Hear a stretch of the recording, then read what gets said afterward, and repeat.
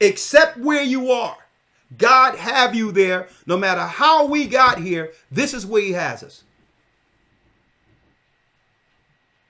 Stop looking for alternative meds and all this other stuff to fix what only you can fix by tempering your expectations.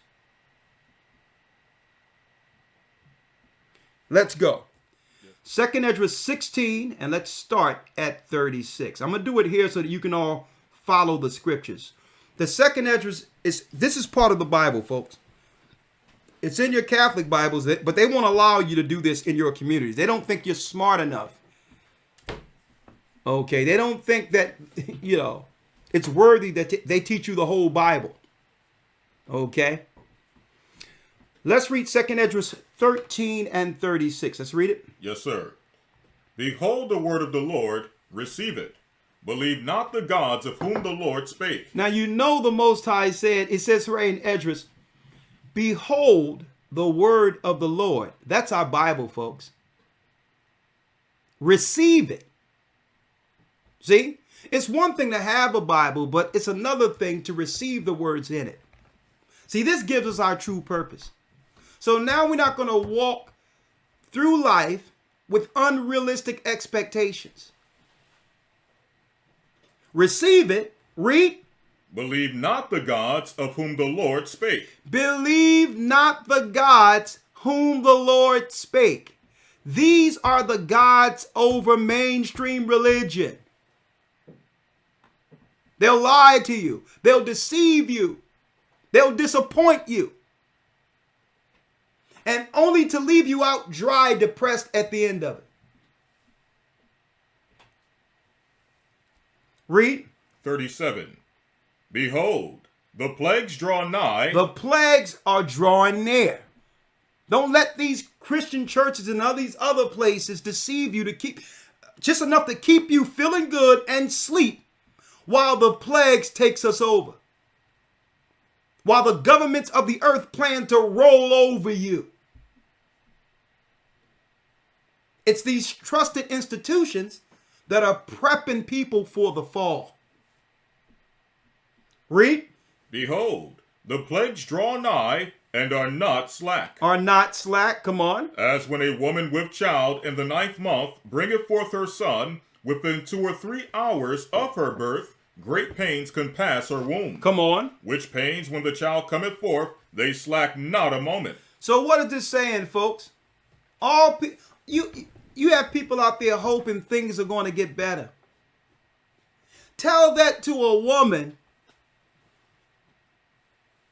in the 9th month with contractions.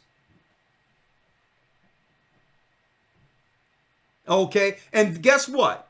There's no social epidural for this, folks.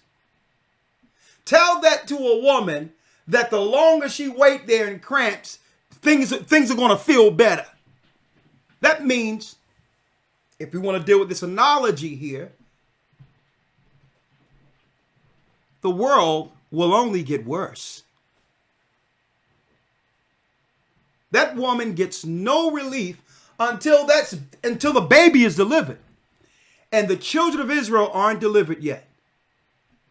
So this expectation, lying to ourselves, instead of dealing with the reality of our lives, is what leads to depression.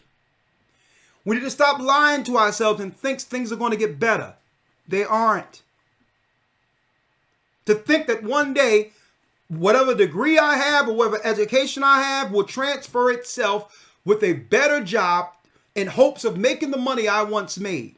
No, the machines are replacing you. Mm-hmm. The immigrants are replacing you. You'll be better off dealing with the reality of your life and doing something in its current state than waiting for something to change. Because the closer we get to our people deliverance, and it's happening, the worse the world powers and their gods and their Gentile religions sending their people against us, the closer we get, the more they'll attack. It's going to make you even more anxious, more upset. Because why? You're going to feel, I did everything that I was supposed to do. I did what my parents told me. I went to church. I was a good person. I did everything in my life. Now, my life wasn't supposed to end out like this. And usually, scenarios like that place people in a very dark place when there's no answers. But first of all, you have to actually accept that things will get worse, not better. And some people might say, well, what type of hope is that for me? What type of hope is that? I have to have some reason to live and aspire to live, right? No. You're thinking wrong. Understand this.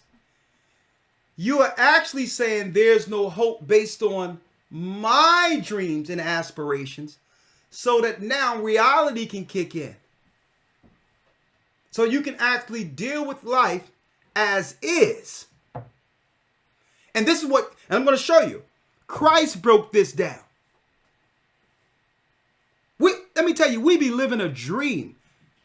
Out there faking it, acting as if everything is right, and we know we're depressed. We know we're not living the life that's portrayed online. I'm talking about the majority of the world are in a delusion.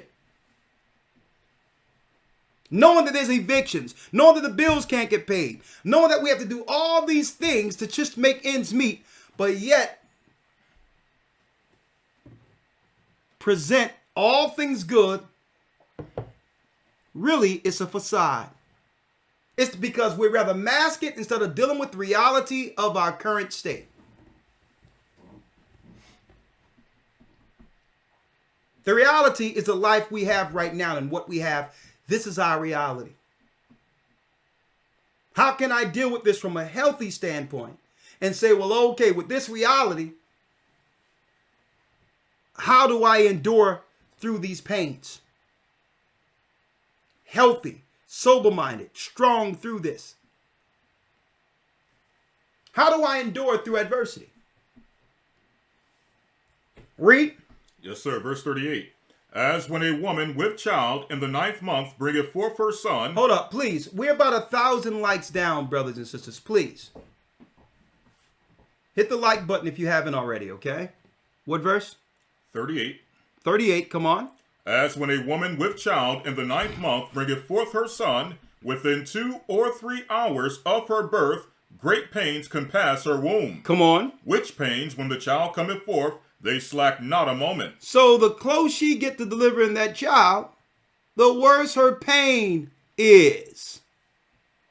So folks, the earth is seeking to deliver the children of Israel, the remnant who will be saved. So as we go, the world powers and the governments they've established are going to begin to do what? Clamp down to make life harder for us, worse for us, especially for those who believe. Why? Because they're going to pressure you into the singularity. And if you want to know what the singularity is, I'm going to go there. So this is being socially engineered. They're going to take a little thing away and a little bit at a time, to the point that a person is broken. And once they're broken, they're willing to deal with any solution outside of the depression that will lead them out of depression. And don't think the world powers, don't think that they don't have a solution. So they're going to systematically take everything away. And they don't have to do what they're doing. Oh yeah, let's raise the price of eggs. You think they have to do that? See, stuff like that doesn't affect the rich. It doesn't affect Bill Gates. It doesn't affect Elon Musk. You think that's just okay? Let's just raise the price of eggs for no reason. Why? Man, because the majority of the products we make have eggs in them. So what we're not telling them is that we're going up on everything. not just regular eggs. Anything that have eggs in it, they're going to pay. And then they'll give you your WIC programs and all these things that haven't, since we're on the child portion of this, a woman in travail, if you may. Then they have WIC programs. I know about this in in Philadelphia. I grew up, in North Philadelphia, the WIC program. Then they'll tell you, yeah, in the WIC program now, these are the things you can no longer buy with WIC. Eggs are up and all that. So we're going to take eggs off the table for a minute. And we're going to give you a list of all these things that are unhealthy that we know going to break down or may not, who knows, not give your child the proper nutrients. You don't even see that, folks. You don't even see that, how they've weaponized. How they've weaponized the social programs. And our people, gracious and grateful, we'll just look at it and say, you know what? I'm just glad God have something out there for me. Having what they're going to give me is better than having nothing at all. That's how gracious and humble we are. But they don't look at your gratitude and appreciate it to one day fix and make your life better. See, what they have done, now you've adjusted to having less. And now they're saying, let's tighten the screws even more. They're never going to let up. The Bible. Is it hard to understand? When it comes to reading the Bible, the first thing that comes to mind is the fact that this is the Word of God. The seals have been broken, and the truth is here. And when we go throughout the scriptures, when we go throughout extra biblical records, we find that the language that God employed, that He used to create the heavens and the earth, was the Hebrew language. Christ said, I came for the lost sheep of the house of Israel. But yet no one, no religious leader, no religious church out there anywhere can now identify the 12 tribes of Israel. Can we? God is quite simple, but it seems as if man makes understanding Him hard. What are those mysteries?